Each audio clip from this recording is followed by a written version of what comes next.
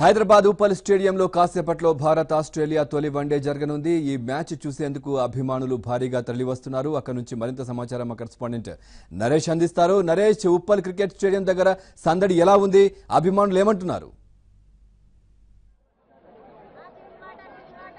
Pawan, మరికొద్దిసేపట్లో Bharat Australia మధ్య మొదటి one day match 5 వన్డేల సిరీస్లో భాగంగా మొదటి వన్డే మ్యాచ్ ఏదైతే 1:30కు ప్రారంభం కాబోతుంది. ఇప్పటికే ఉప్పల్ స్టేడియం పరిసర ప్రాంతాలంతా కూడా జనసంద్రంతో నిండిపోయాయి. అభిమానులు పెద్ద ఎత్తున రెండు తెలుగు రాష్ట్రాల నుంచి కూడా ఇప్పటికే పెద్ద ఎత్తున అభిమానులు చేరుకున్నారు. ఉప్పల్ స్టేడియంలో దాదాపు 38,000 మంది కూర్చుని మ్యాచ్ చూడడానికి అనుకూలంగా ఉంటుంది. దాదాపుగా అన్ని టికెట్స్ కూడా హాట్ కేకులాగా ఇప్పటికే అమ్ముడుపోయినట్టు హైదరాబాద్ క్రికెట్ అసోసియేషన్ వర్గాలు చెప్తున్నాయి.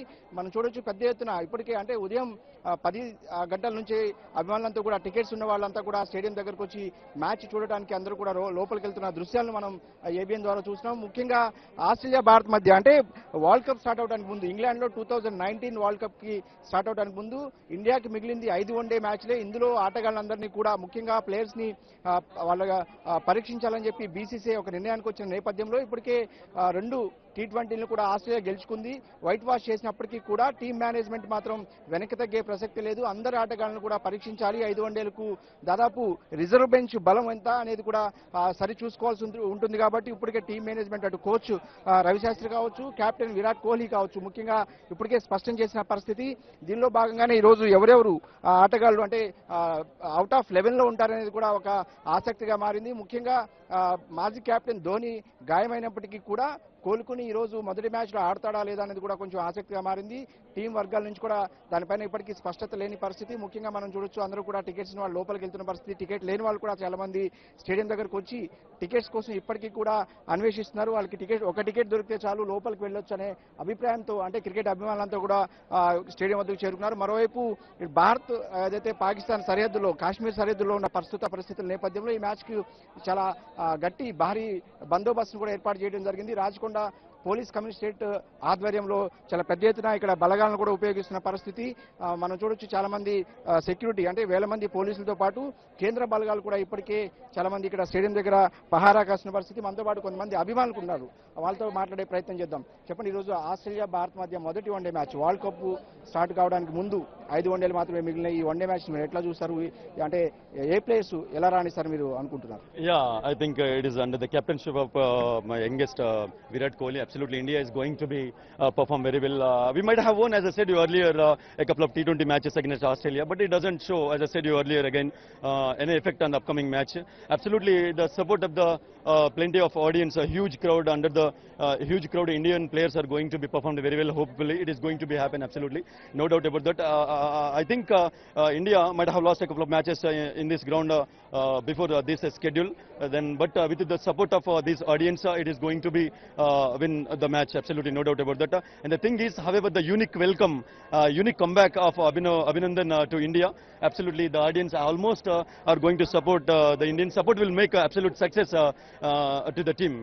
India is going to be perform very well. Hopefully, thank you very much. Yeah. మొత్తంగా అభిమానులు అభినందన సురక్షితంగా భారత్కు చేరుకున్న నేపథ్యంలో ఖచ్చితంగా అభినందన కోసమైనా సరే భారత్ ఈ మ్యాచ్ గెలవాలని చెప్పి కోరుకుంటారు. మరోవైపు ఈ స్టేడియంలో జరిగిన 2 మ్యాచ్లు కూడా ఇండియా ఆస్ట్రేలియా మధ్య 2 మ్యాచ్లు జరిగితే 2 మ్యాచ్లను కూడా ఆస్ట్రేలియా గెలవడం జరిగింది.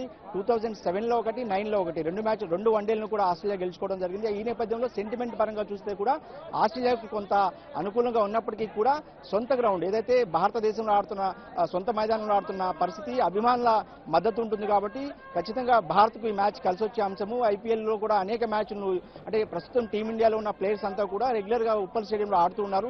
ముఖ్యంగా ఐపీఎల్ బేస్ చేసుకుని ఆడుతున్నారు కాబట్టి ఖచ్చితంగా టీమిండియా కలిసి వస్తుందని చెప్తారు. మరోవైపు లోకల్ ప్లేయర్ అంబటి రాయుడుకు ఈ మ్యాచ్ లో అవకాశం దక్కుతుందా లేదా అని కూడా కొంత ఆసక్తిగా మారింది. ఎందుకంటే కేఎల్ రాహుల్ T20 2 మ్యాచ్ల్లో కూడా చాలా పెద్ద ఎత్తున అతని పర్ఫార్మెన్స్ చాలా బాగుంది. కాబట్టి ఖచ్చితంగా రాహుల్ కూడా టాప్ ఆర్డర్లో ఆడించాలని చెప్పి టీం మేనేజ్మెంట్ భావిస్తున్న నేపథ్యంలో అంబటి రాయుడికి అవకాశం దొరుకుతుందా లేదా అని కూడా ఆసక్తి ఎదురు చూస్తుంది. మరోవైపు ఏదైతే టీం ఆస్ట్రేలియా విషయానికి వస్తే మ్యాక్స్వెల్ ముఖ్యంగా 2 టీముల మధ్య చాలా వ్యత్యాసం కనిపిస్తుంది. మ్యాక్స్వెల్ ఆట తీరుతో 2 T20 మ్యాచెస్ లో కూడా ఆస్ట్రేలియా పెద్ద విజయాన్ని నమోదు చేసి టీ20లను ఏదైతే వైట్ వాష్ చేసిన నేపథ్యంలో ఈసారి ఆస్ట్రేలియాకి ఎలాంటి పర్ఫార్మెన్స్ ఉంటుంది మ్యాక్స్వెల్ సైడ్ నుంచి కూడా ఆ ఆశ చాలా పెద్ద ఆస్ట్రేలియా పెట్టుకుందని చెప్పొచ్చు. ముఖ్యంగా బౌలింగ్ విషయానికి వస్తే ఇండియాకు ముఖ్యంగా స్పిన్ ఏదైతే చాహల్ కావచ్చు, కుల్దీప్ యాదవ్లు చాలా కాలంగా వాళ్ళిద్దరూ కూడా చాలా మంచి పర్ఫార్మెన్స్ చేస్తూ వాళ్ళు మంచి ఫామ్లో ఉన్నారని చెప్పొచ్చు. స్పిన్ను ఎదుర్కోవడంలో ఆస్ట్రేలియాకి కొంత ఇబ్బందికర పరిస్థితులు ఉన్నాయి.